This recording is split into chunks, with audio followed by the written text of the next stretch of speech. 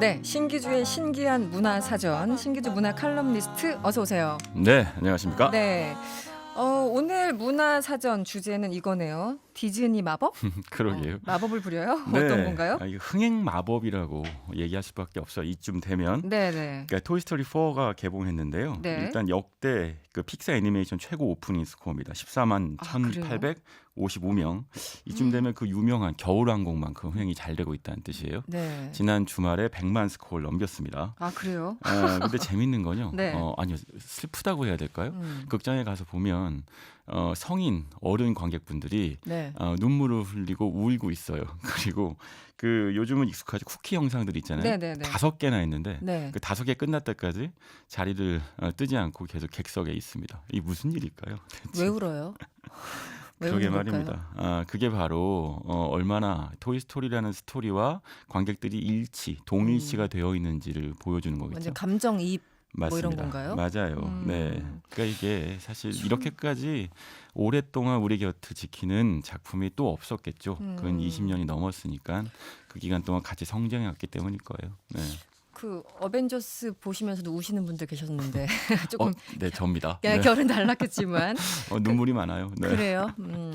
그나저나 시리즈가 다 끝난 줄 알았는데 그럼 4편이 나온 건가요? 어떻게 된 네, 건가요? 맞습니다. 네. 4편인데요. 토이스토리 3편이 개봉한 게 2010년이니까 9년 만에 속편인 거죠. 아 오래됐구나. 재밌는 네. 건 토이스토리 2편이 개봉한 게 이 99년도 2000년 즈음이니까 네. 역시 10년 주기로 거의 음. 속편이 나오고 있습니다. 네. 그러니까 이게 토이스토리 3편 이제 많이들 알고 계신데 그때 끝날 것 같았어요. 어떤 얘기였냐면 카우보이 인형 우디가 있고 네. 우주비행사 인형 버즈가 있는데 네. 두 인형이 장난감 주인이죠. 네. 그 앤디하고 우정을 쌓다가 앤디가 이제 대학생이 되고 네. 이제 졸업하게 되면서 그러면서 이들과의 관계가 끝나는 이야기. 그래서 그들이 성장하는 이야기로 네. 끝나서 그때도 흥행도 되고 눈물바다도 되고 네. 그랬는데 그리고 나서 또 속편이 나와서 또 한 번 그런 신드롬이 재현되고 있는 거죠. 네. 이 토이스토리 1편 개봉한 게 1995년이면 와 이게 꽤 됐네요. 그때 맞습니다. 어렸던 분들도 지금은 다 이제 중년이 되고 그러게요. 이랬을 나이 그때 같은데 10살이었다고 생각해 보면 지금 30대 30대고, 중후반으로 가는 아무리 거죠. 어려도. 네. 네. 근데 처음부터 이렇게 성인 관객을 토이스토리 하면 왠지 그냥 아이들이 볼 것 같은 그런 느낌이잖아요. 음. 그런데 성인 관객을 처음부터 겨냥을 했던 걸까요? 어떻습니까? 시작은 아니었을 거예요. 시작은 토이스토리 1편 개봉했을 때까지만 해도 그렇게 복잡한 계산이 있었던 건 아닌 걸로 알고 있고 네. 당시에는 이제 컴퓨터 그래픽으로 픽사가 디즈니가 같이 이런 애니메이션을 만들 수 있느냐에 집중하고 있었는데 그리고 우리 모두 다 갖고 있는 내가 어렸을 때 갖고 놀았던 장난감에 대한 향수 네. 이런 것들로 어린이 관객들을 우선 이제 겨냥했겠죠. 하지만 거의 5년, 10년 주기로 개봉을 하면서 그러면서 같이 성장하는 그러니까 문화의 소비자와 문화 콘텐츠가 동시에 동반 성장하는 네. 콘텐츠가 된 거예요. 네. 그러니까 이게 콘텐츠에도 생애 주기가 있다는 이야기를 그런 것 합니다. 같네요. 그런데 그 생애 주기를 소비자의 성장 주기와 맞추면 네. 그 성장 주기를 굉장히 길게 끌고 갈 수 있다는 게 이게 음. 놀라운 그러니까 디즈니의 마법의 핵심인데 네. 일단 근데 이 안에서 스토리 자체가요. 그 스토리가 성장해야 돼요. 무슨 얘기냐면 토이스토리 1편에서는 그냥 우정이었는데 네. 2편에서는 뭐 경쟁을 통해서 성장하고 3편에서는 이별을 받아들이죠. 장난감 주인인 앤디와 네. 4편에서는 영화를 안 보신 분들이 네, 많으니까 다 스포일러. 얘기할 수는 네네. 없지만 어쨌든 be yourself 나 자신이 되라라는 메시지를 뚜렷하게 던지는데 이게 10살에 우정을 배웠고 뭐 20살에 이별을 배웠던 어른이라면 네. 30대 후반이면 이제 내 인생을 살아야 되겠다라는 생각을 할 즈음이지 않겠어요? 토이스토리가 그- 정말 비슷한 고민들을 똑같이 던져주면서 눈물바다를 만들어내고 있는 거죠. 네. 꼭 봐야 되겠다는 생각이 막 그 얘기를 들으면서 드는데 네. 그나저나 이 토이스토리는 원래 디즈니가 만든 작품은 아니지 않나요? 그렇죠. 시작은 이제 픽사 지금 네. 말씀드렸던 그 혁신을 이뤘던 우리 네. 알고 있는 스티브 잡스가 어. CEO였던 회사였는데 이제는 네. 2006년도에 디즈니한테 인수됐고요. 사실 디즈니하고 픽사는 네. 인수합병을 통해서 물리적 화학적 결합이 완벽하게 이루어진 가장 모범 사례 중에 하나입니다. 그래요? 성공 무슨 사례? 얘기냐면 네. 인수를 당했던 픽사가 디즈니의 문화를 완전히 바꿔서 지금 현재 디즈니의 새로운 혁신을 이뤄내는 원동력이 되었죠. 가장 그래요? 성공한 네. 인수합병이라고 할 수 있는데 그 덕분에 나왔던 것이 지금 이제 토이스토리 4편만 말씀드리고 있지만 네. 알라딘도 있잖아요. 알라딘도 굉장히 인기가 네, 요즘 뭐 많더라고요. 어딜 가든 네. 홀리월드 네, 음악을 그러니까요. 늘 들을 수 있고 많이 맞아요. 좋아하시는데 네. 이게 또 애니메이션이 아니고 실사예요.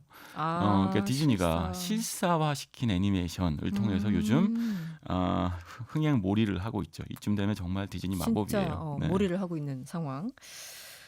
그 디즈니가 만든 이 작품 두 개가 우리나라 영화 시장을 쥐락펴락 그렇게 하고 있는 건가요? 참 사람들은 놀라운데요. 네, 마법에 빠졌을까? 1월부터 6월까지 네. 2019년 상반기 누적 관객이 1억 명이 넘었습니다. 1억 833만 명인데 대단하네요. 이게 한국 영화 역사상 네. 상반기 최대 관객 수예요. 제가요 10수년 전에 영화 취재할 때 네. 한국의 1년 관객이 1억 명이 넘으면 얼마나 좋을까 그랬었어요? 뭐 이런 적이 있었어요. 근데 지금은 상반기에 1억이 넘는 거예요. 진짜 상반기만 해서. 그런데 하셨다시피 그 중에서 디즈니 역할이 굉장히 큽니다. 물론 극한 직업하고 기생충이 있지만 네. 디즈니의 작품 알라딘, 토이스토리 거기에 저도 보고 울었던 네. 어벤져스 엔드게임까지 있네요. 이것도 네. 마블인데 마블도 디즈니의 회사잖아요. 네. 이 세 편이 2억 흥행에 큰 역할을 한 거죠.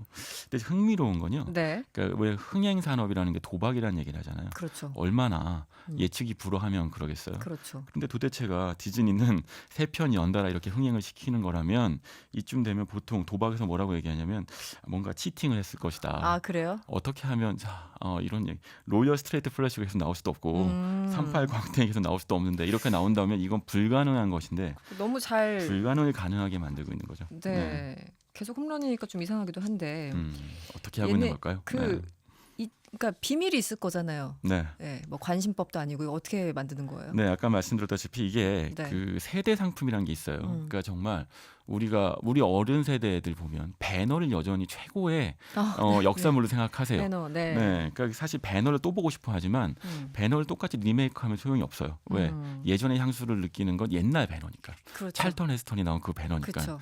그런데 디즈니는 어떻게 하냐면 단순 리메이크를 하는 게 아니고 해당 컨텐츠를 세대와 동일시되고 밀착된 형태의 컨텐츠를 만들고 그 컨텐츠가 관객과 함께 스토리텔링 자체가 성장하게 만드는 거예요. 토이스토리가 대표적인 케이스죠. 네. 말하자면 리메이크가 아니라 동장 성장 컨텐츠라고 할 수 있겠는데 네. 이러다 보니 그리고 그거를 아주 적정 주기마다 이게 5년도 아니고 딱 네. 10년 그러니까 인생의 어떤 고비와 곡절이 있을 때마다 그 컨텐츠를 보고 공감을 일으키게 만든다면 그러면 컨텐츠 주기가 길어지고 흥행도 잘 될 수 있겠죠. 이런 전략이 하나 있습니다. 이게 네. 흥행 확률을 높이는 디즈니만의 네. 스토리텔링 혁신이죠.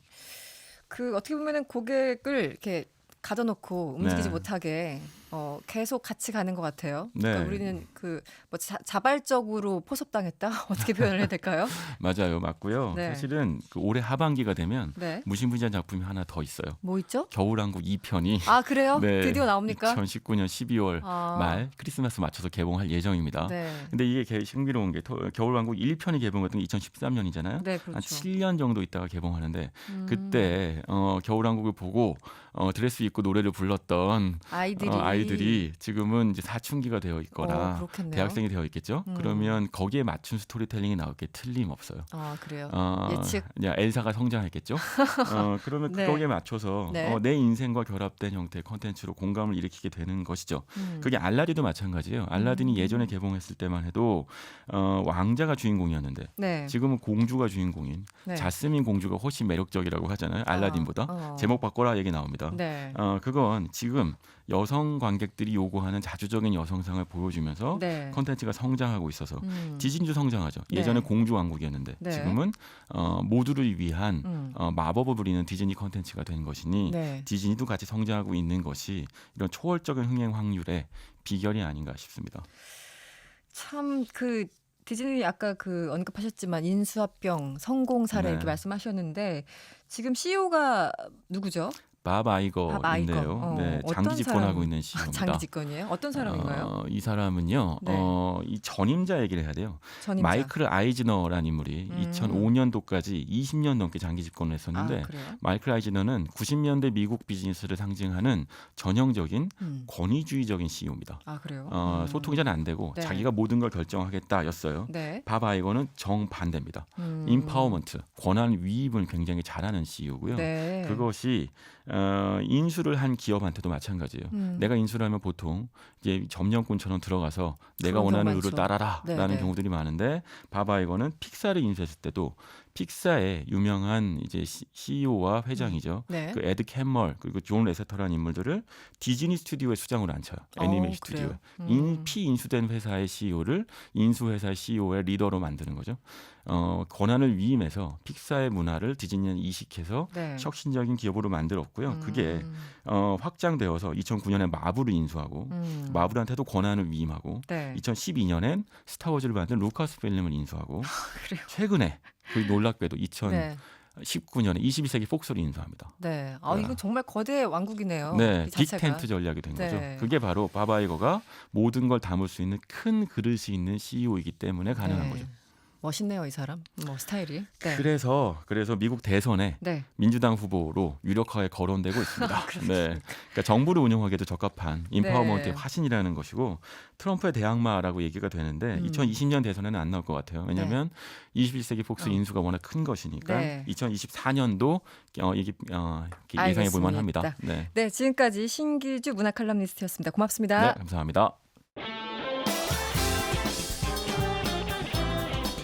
여러분의 퇴근길을 꽉 채워드립니다.